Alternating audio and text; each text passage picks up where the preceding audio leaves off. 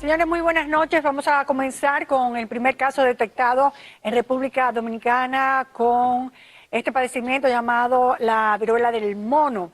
El hecho de que, por ejemplo, se haya detectado ya oficialmente un caso, eso no significa que no haya más, solo que se ha detectado ese.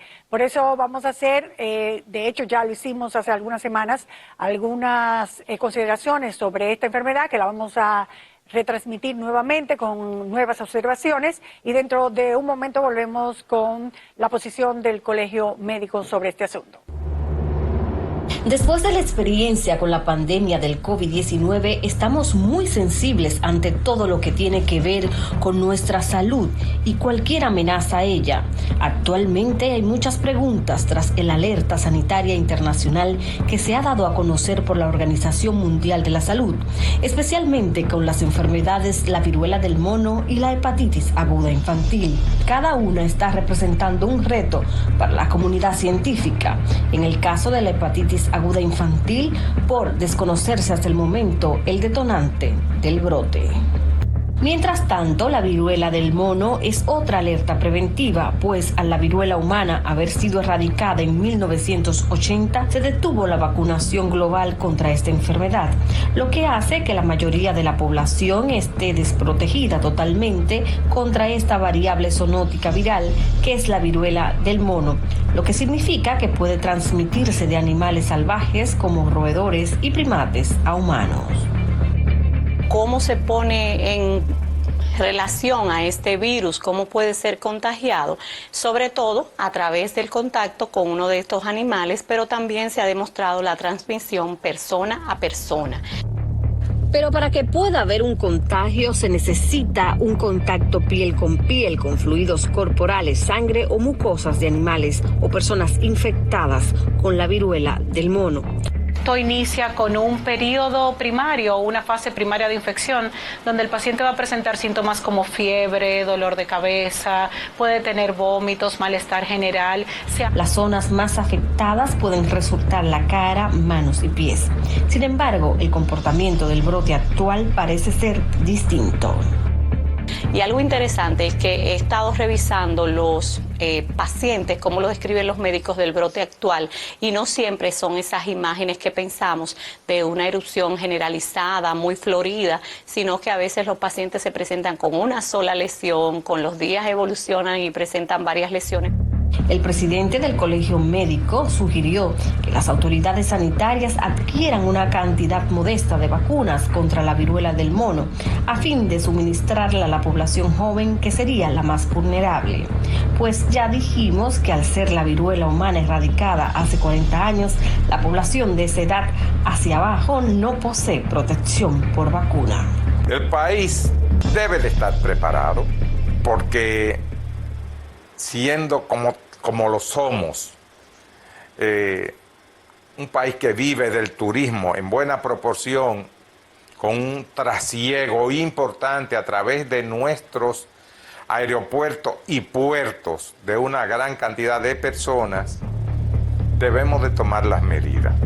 Muchos entenderían que vacunar masivamente de manera preventiva pudiera ser una solución. Sin embargo, lo que se recomienda en casos como estos, según la doctora Clevi Pérez, es la vacunación en anillo, una propuesta costo eficiente cuando estamos en una fase de brote.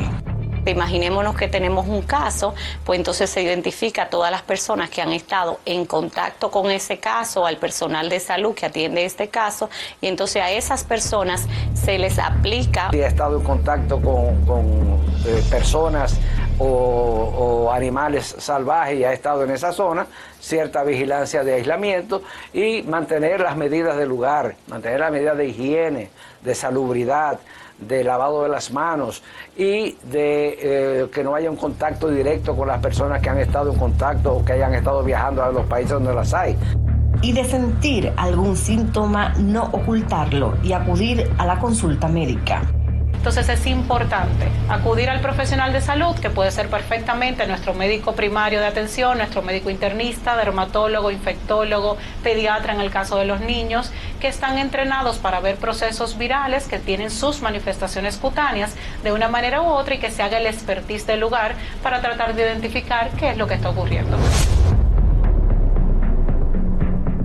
Según datos de la Organización Mundial de la Salud, la viruela del mono ya está presente en 59 países, con más de 6.000 casos y 72 muertes en los países previamente afectados.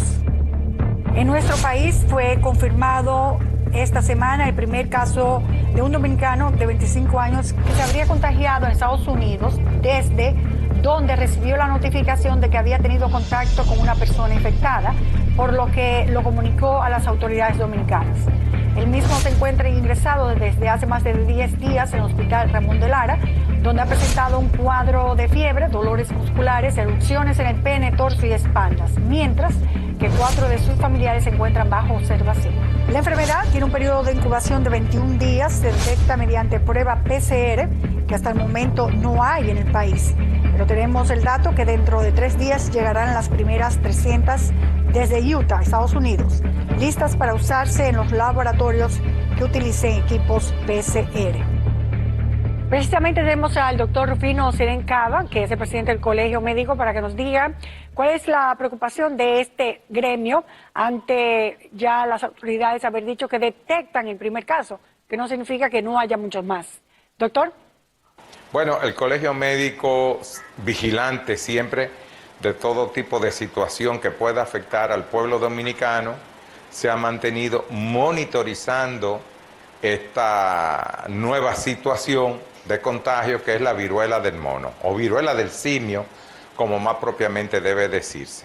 Tenemos un caso confirmado en el país, ya se esperaba, toda vez que en Puerto Rico, cercano a nosotros, ya lo informaron, lo confirmaron hace apenas unas semanas.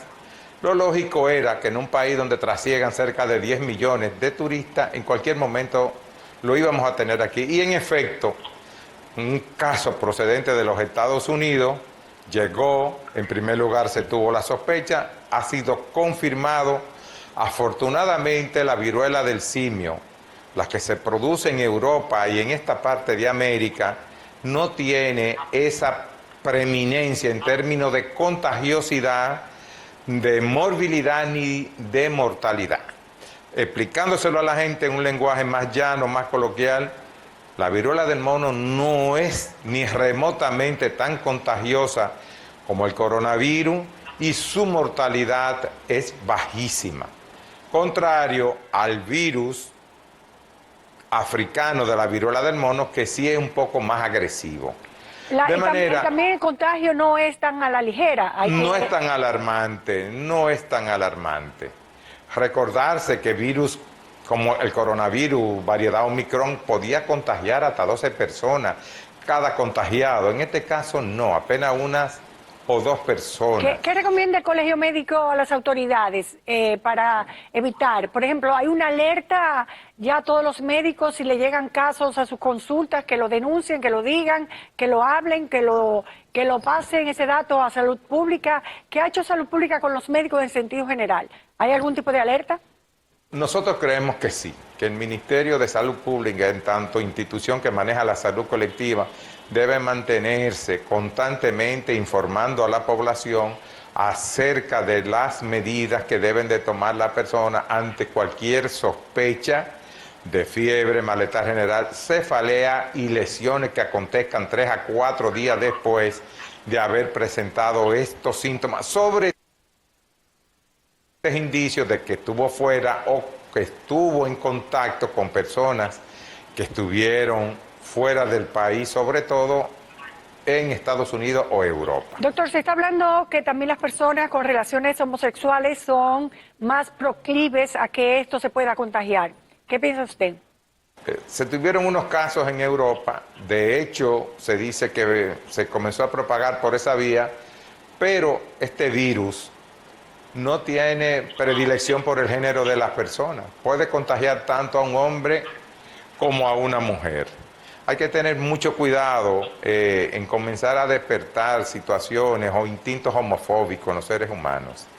El virus puede afectar a cualquiera que esté en contacto con la sangre, con las pústulas, con las ampollas. El hecho de que el primer caso detectado tenga las mayores lesiones en el pene, ¿significa que pudo haber sido transmitido por una relación sexual?